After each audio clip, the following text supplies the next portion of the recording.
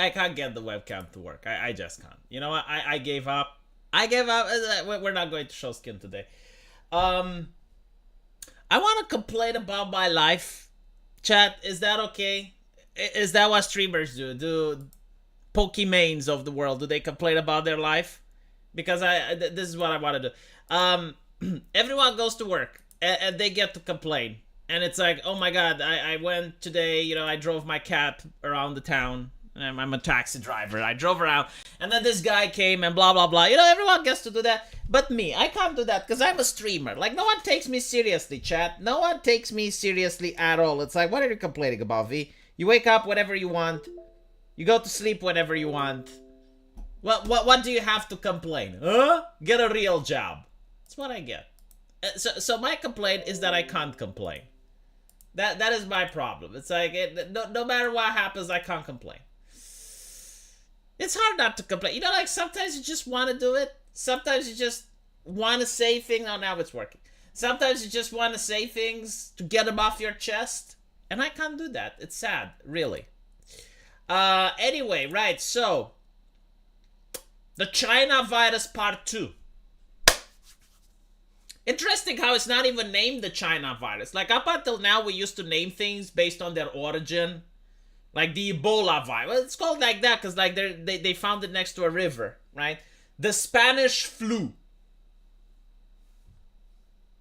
But it's not called the Chinese virus. The Chinese flu. They don't even call it the Z variant.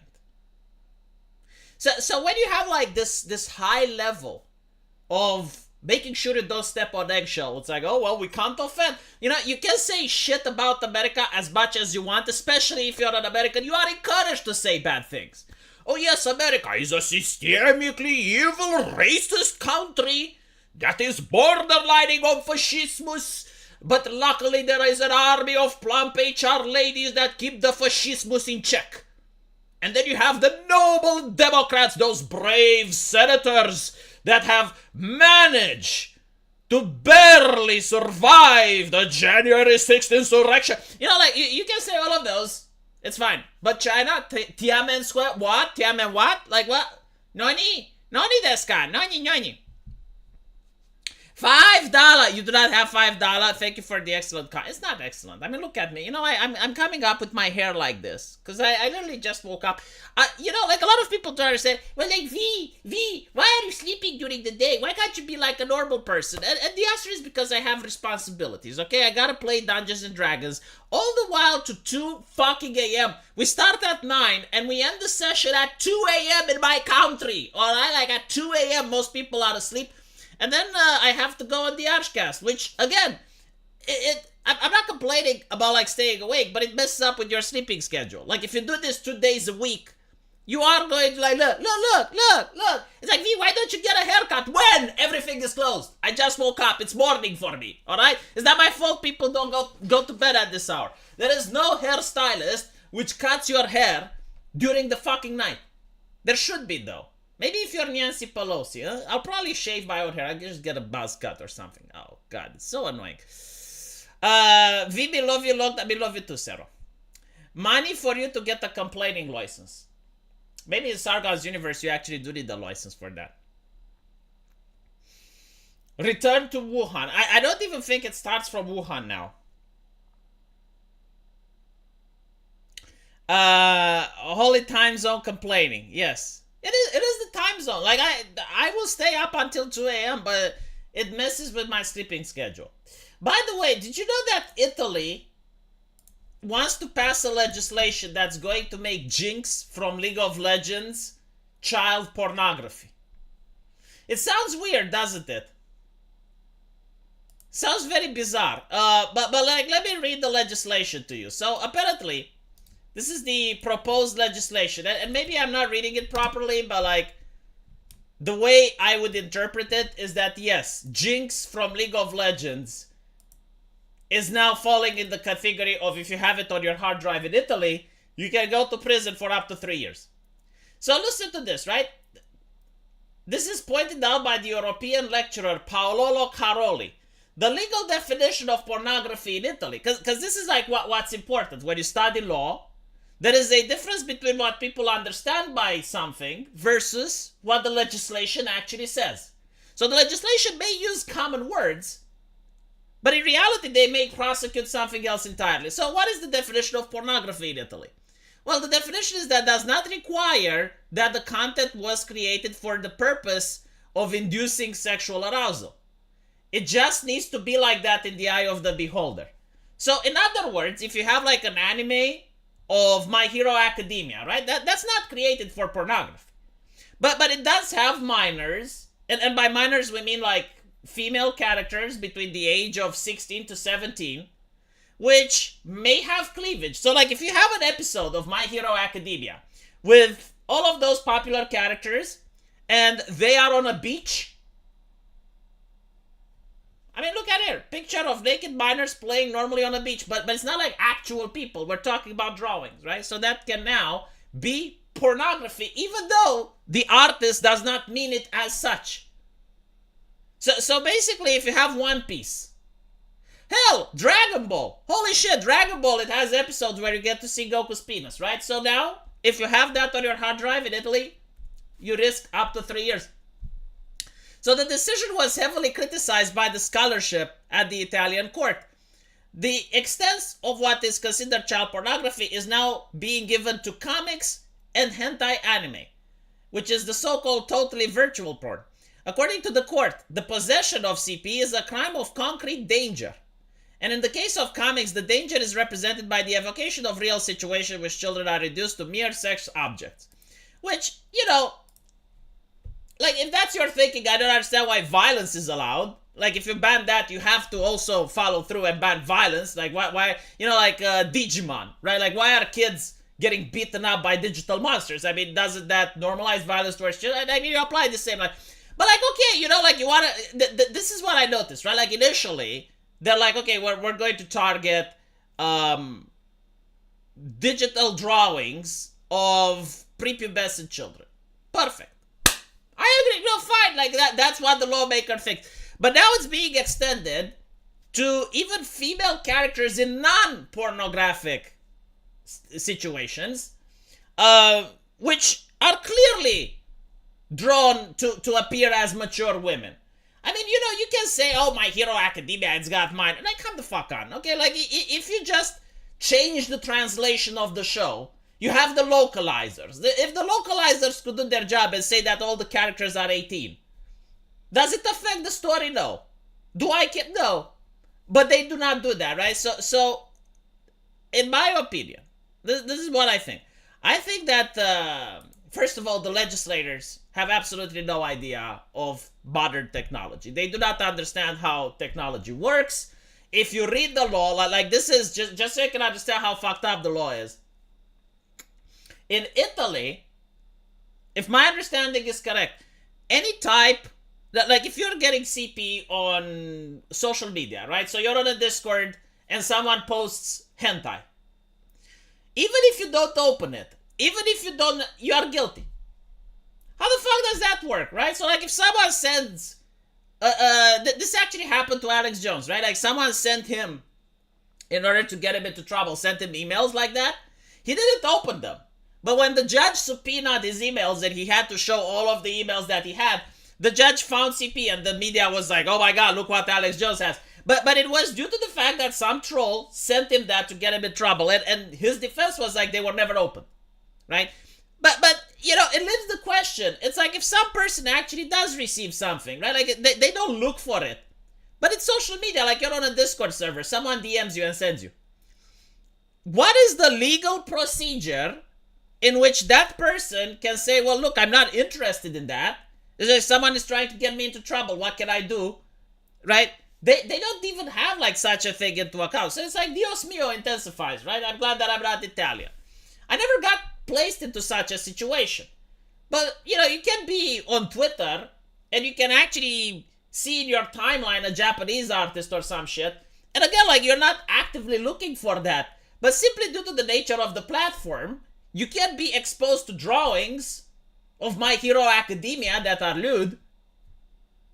But anyway, right, so apparently the question was like, well, what is considered to be an underage drawing? Because I mean, if you're going to put people to prison for it, you need to have some sort of classification. This isn't social media with vague terms of service. Like you need to have like some form of classification to know. So their ruling was that any character, any female character that doesn't have big breasts can be considered immature. And also female characters if they don't have pubes. And I'm like, well, you do understand that women shave, right? I mean, it's actually a fashion. Like it's kind of disgusting to see pubic hair. But this is why my video game has women with massive milkers. Like, I've actually been criticized by it. And I had a few people, like, saying, well, hold on a little bit, V. It's like, why can't you give, like, some body diversity to your women? Why do they all need to have big chests? And it's like, this is why. The standard for fiction is ridiculous. Like, even if the story says they're over 18... Even if my representation, even when I commission the artist, I say I want all the drawings to be over 18. Even if like I do everything like that and I dress them as if they're over 18. You never know like what some boomer has to say and who's in charge of the terms of service. And it's like, oh, well, you know, like if it's a woman with small breasts. By the way, this is like what I noticed on Twitter. If the anime girl has small breasts, they call you a pedophile. If the anime girl has big breasts, they call you obsessed with porn. There is no winning here. And what I think is that the Generation Z, right? So Gen Z, the ones on Twitter at least, I'm not talking about all, it's like the moral busybodies of Gen Z, they unironically despise the male gaze. Like they think that the male gaze is inherently evil. And their solution is to also associate any man that tries to partake into the male gaze as evil as well. So what they're doing when they're attacking anime or the Andy and Lele stuff or, you know, like anything that looks good, they're attacking that Star Wars girl because she's saying that the actress looks better than Miss Marvel. They're just trying to find reasons to get rid of the male gaze. When you look it through this prism, that they hate the male gaze, it all makes sense. Like, why is it that when Baldur's Gate is making this new in-game engine thing where when your character walks, his cock and balls bounce. Like, unironically, they have that, right? And for some reason, that's fine. Like, Kotaku even praises it. Berserk's fine as well. But if you draw a beautiful character, if you draw something feminine and sensual, they will say that, oh my god, this is pornography, this is horrible.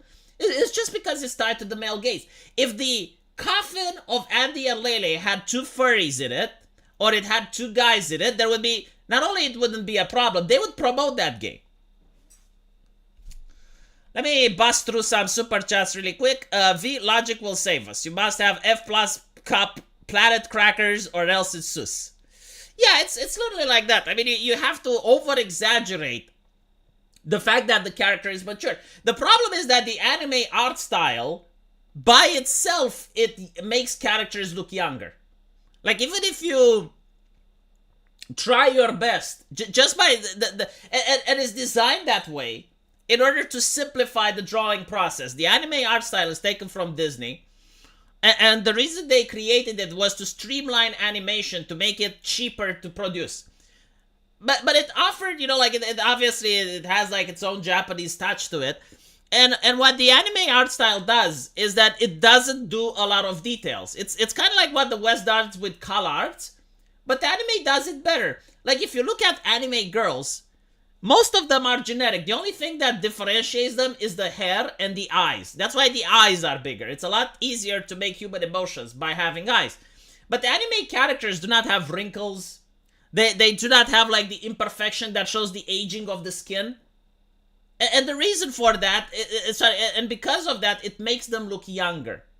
So it's very difficult. Like, when you draw an anime character that's, like, 5 or 10... it's easy to point it out, yeah, I mean, this is a young character. But when you try to draw a character between the age of 17 or 25, there is no difference. Like, the only difference that you can have is from the story. Maybe the way they dress, if you're stretching it. But, like, either than that, like My Hero Academia, you take any of those characters. You take Pinky from My Hero Academia. If you say that she's 18, she looks 18. If you say that she is 16, she looks 16. If you say that she is 25, she can look 25. It's again, like, it's the way that I mean, some of the teachers from My Hero Academia, like the teacher Midnight, like she looks like a mature woman, right? She looks as if she's like anywhere between the age of 30, can also even be 16. So it's to criminalize this and to say that people should go to prison because they have like, but it's not even like drawings. Jinx, okay? Like Jinx from League of Legends does not fit the criteria. So Jinx from League of Legends, according to the Italian law, even if the artist doesn't draw her for sexual purposes, it's in the eye of the beholder. That's what the law says. So if someone looks at Jinx from League of Legends and finds her hot, especially when she bites her lower lip in the trailer, okay, well that's pornographic according to the Italian lawmaker. She doesn't have breasts, and we don't know if she has boobs or not, so like that person is already in danger, right? Now what are the consequences of this law? Does that mean that everyone is going to be arrested? No. But what it means is that companies who want to sell their games in Italy are going to have to censor, so you will not get characters like Jinx. You know, it may actually be good in a way, but in the other way, you're just going to get more ugly characters like Abby. Because, like, no one cares if Abby doesn't have big boobs. Like, she doesn't look as if she's under 16. And even if she does, no one is going to do the sexualization, right? Because that's what it means, like, the eye of the beholder is the male gaze. So you're not going to get the male gaze with Abby simply because she's Abby. So you're going to get more Abbies. That's what you're going to get. Like, companies that want to sell their video games or their product in Italy are going to have to conform to this. And the easiest way to conform is to make the women as unappealing as possible. Like, make them as androgynous and as boring and bland as humanly possible so that no one can have the eye of the beholder. Now the reason that I find this to be interesting is that notice how there's no comment about male characters. Right? So while they do have like what a woman needs to have in order to be considered mature in anime, like it needs to have big boobs and it needs to have pubes, when it comes to male characters, there is no standard. So there you go. Fool me once, shame on you. Fool me twice. Well, they're going to fool you as many times as they want. You can't even boycott dumb law. Like, how do you boycott the dumb law? The thing is, like, this is already at the fringe of society. Right? When you talk about entertainment and shit like that, especially if it's being sold as it's to protect children, it is at the fringe of society. So, like, you're not going to get people that care about this stuff. The reason I care about this stuff is because I genuinely want to start a business where I make video games with an anime art style. So this is why it interests me. It also interests me because I'm an anime fan. I like My Hero Academia. I like Naruto. I like... let's see, Demon Slayer, right? Like I personally like some animes that I think they're mainstream, they're open to the public, like there's nothing problematic about them. But I see deranged individuals on Twitter coming after my entertainment, and I am so sick and tired of running. Chat, I just can't run anymore. I'm so sick and fucking tired of it. You know, I used to like comic books. They came in and they fucked them up. I went and I started playing video games. They came in and they fucked them up. Now I'm watching anime. Like how many mediums do I need to constantly switch so that the Americanication of it, the Californication of the thing doesn't just seep into the mediums that I like? And the main problem isn't that they, the mediums change. No, not only do they change, but they will say that only bad people support them. Oh, you like sexy women in comic books? Well, you're a bad person. Are you misogynistic piece of shit? You don't like race-swapped superheroes? You don't like it if Superman is made of a different ethnicity and it's a new character now, and the character that you actually like Clark Kent, is no more? Well, you're a racist, aren't you? You do racism on the keyboard. We don't need you. Go away. And I'm like, okay, fine. I'll watch anime. Maybe the Italians should focus more on the mafia issue. Well, it's not like they got... The main issue here is that the people making the legislation do not understand, nor do they care about the medium. But it is what it is, It's apparently Italy and Germany have similar laws. And the UN, the fucking UN is against this. You know, like the UN is the one giving the marching orders to go after anime. And you get to see this with the media as well. Like Vice won the Pulitzer.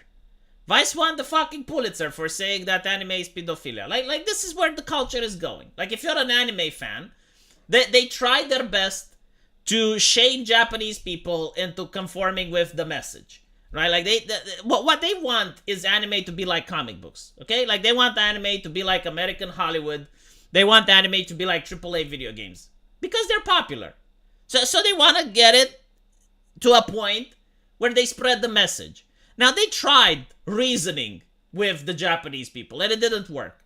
So what they're trying now is the same tactic that they tried with video games. And that is like to call people who like video games racist and sexist. To call the people who like comic books racist and sexist, right? So like, eventually, you cause the stigma, the shame, and you're trying to force the company, the ones that are producing the stuff, to comply. Right? To actually censor at the creation, at the source. And, you know, like nothing is more abhorrent in society than pedophilia. So basically, by using these accusations, they are hoping that the companies are going to eventually cease. And they're also pushing for legislation. Like I don't think like a lot of people are going to be arrested in Italy over this law. But what I do think is that if someone wants to sell a video game in Italy, or someone wants to sell an anime in Italy, well, they're going to have to do their best in order to censor. So that's the purpose of it, right? To get companies to self-censor. Like if you're a company in Japan, like let's say more companies like Italy follow suit, and this would be like EU-wide. Well, now if you want to sell your anime in EU, you have to make these concessions. That's the goal. That's the idea. You say like never comply, but it's not up to you complying. It's for the Japanese studio. So unless you open a studio, you don't really have a choice in the matter, right? Like it's not targeting you.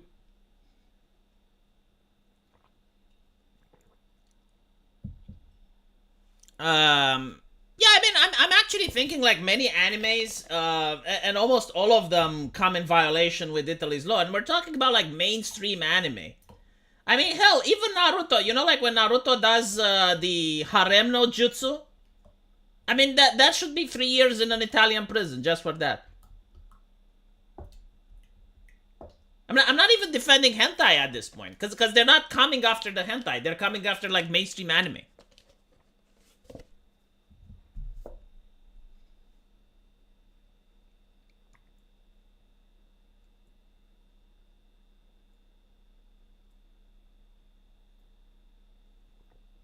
So now that we got that out of the way, if your companies stop translating anime, at least we would get rid of the localization. Or how would you call it, censorship? Well, no, like look, man. Making an anime is expensive. Especially with the new advancements in technology and whatnot. Like for me, for my video game, finding an animator was the most difficult part. Because animators, just like artists, have different talents. If you have like a good artist and a bad animator, it shows. So finding a good animator is actually difficult. That is very expensive. So you want your money back. Especially like if you're making like a beautiful, a very nice anime, like it costs a lot. And in order to make your revenue, you have to sell internationally.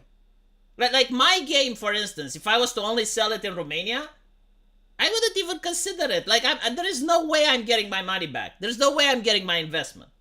So anime studios, they have to sell internationally. Now, up until this point, this wasn't a problem.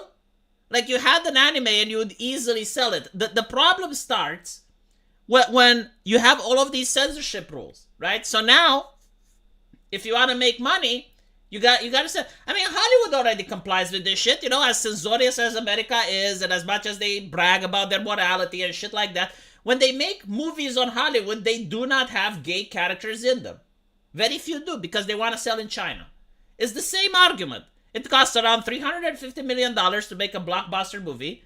They want to sell it in China. But to sell it in China, you have to make sure that you have like at least one Chinese actor in it, that you work with the CCP on making the movie, that you don't have any LGBT stuff in it, right? Like, they comply with the censorship from another country in order to make money.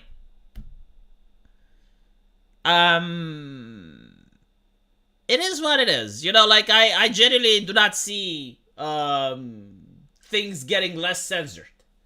Probably like the things that I think will happen is eventually a new generation. Probably after Gen Z, because Gen Z, like from the looks of it, they're censorious as fuck. Like the people that are attacking artists right now on Twitter, like some of the worst, and I'm talking like just vicious attacks on Twitter. You know, trying to flag their account, trying to dox them. Like, we're not talking about mean words. We're talking life ruination. You know, like doing their utmost best to try to drive an artist off the internet. And it's not like artists that draw hentai again. No, it's like if you're an artist, if you're a Japanese artist usually, and it's like the developer of the Coffin of Ashley and Lele, right? Like if you are like that, they will do every trick in the book in order to try and get rid of you. And almost all of them, from what I saw, are underage people with pronouns in the bio. And they have like furry paraphernalia and other stuff, right? But like most of them seem to be from the Gen Z. And the way they're attacking it, they're not saying that they're offended. They're not saying that the art is dangerous or whatnot. No, they're using religious rhetoric. They're basically calling the artist a degenerate. And they are saying that what he's doing is disgusting. And they want to get rid of him, right? So, or her, doesn't matter. They are using religious rhetoric. They are acting as if they are the paramounts of virtue. And that the people who draw it, the way I would describe it is the exact same way I remember people during the Bush era would react if they saw an artist draw anything gay. It's kind of like that. But yes, like they do not say that it's offensive anymore. They do not say that it's harmful. No, they're just disgusted. They're disgusted with the art, and therefore they're disgusted with the artist. Yeah, they say the word gross. And they don't have to articulate it. It's like they just have Discord servers, they organize against Japanese artists, and they do their utmost best in order to drive that artist off the internet. And they will even like attack people for following artists. Like, I noticed that trend as well. Like, they will attack a person for following an artist, and it's like, well, why do you follow this guy?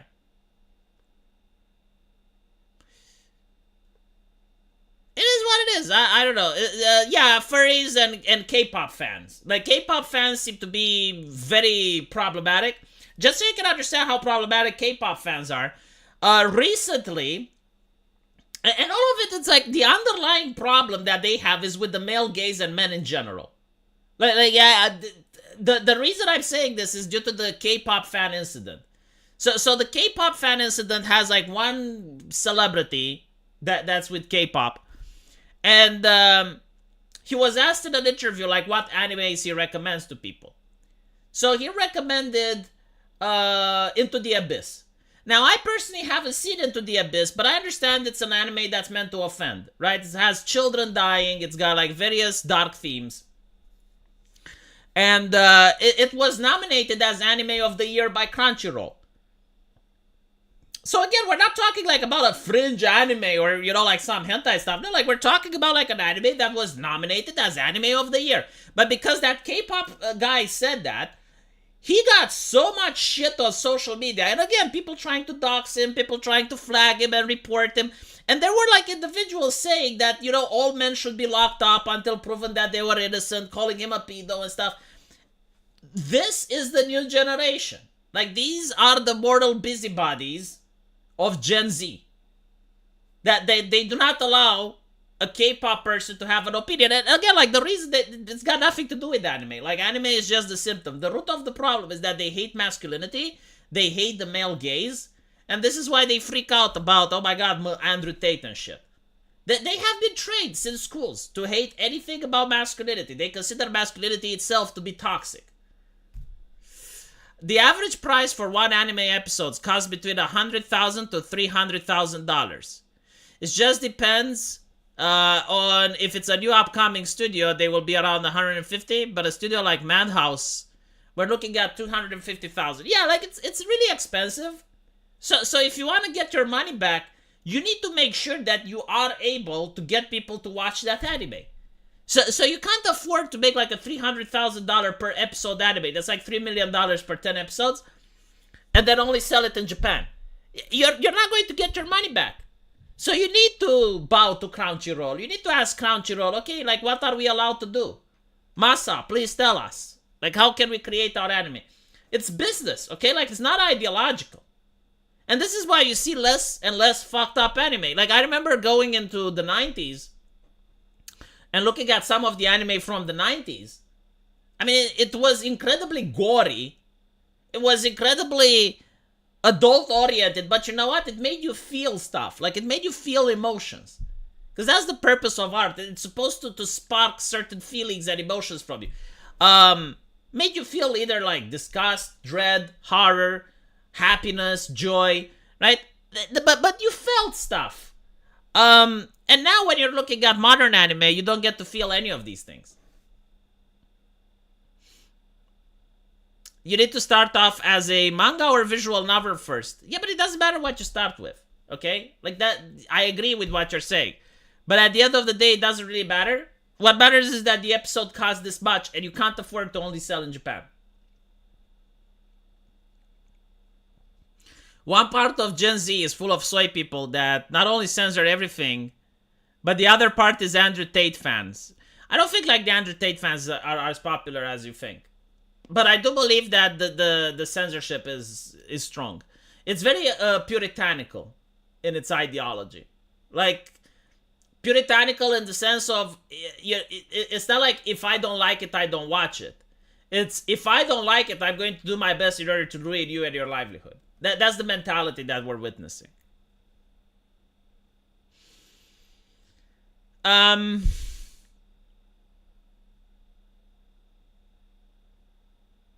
I kind of missed the time where things like Another and Corpse Party anime adaptations were coming out frequently.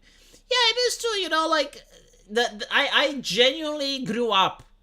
And because I grew up with it, I love edgy shows, right? Like, I grew up with Jackass, I grew up with Beavis and Butthead, and I grew up with bomb fights, and the first seasons of South Park and stuff. I like edginess. And I'm not a deranged individual. Like, I have a clean criminal record. I didn't commit any crimes. Okay? And I never once raised a hand against my waifu. It's just the way it is. Like, you know, fiction is different. Like, and by the way, this conversation used to exist since Greek theater. It's like, oh my god, you're watching Shakespeare. You must be a... Did you not know that Shakespeare is with violence? It has assassinations and shit. It talks about themes of death. Anyway, right, so, unfortunately, I didn't have time to talk about China because we got sidetracked. I'll put it like more anime censorship. And I need to go on the Archcast now, so... I'll probably end up seeing you guys there.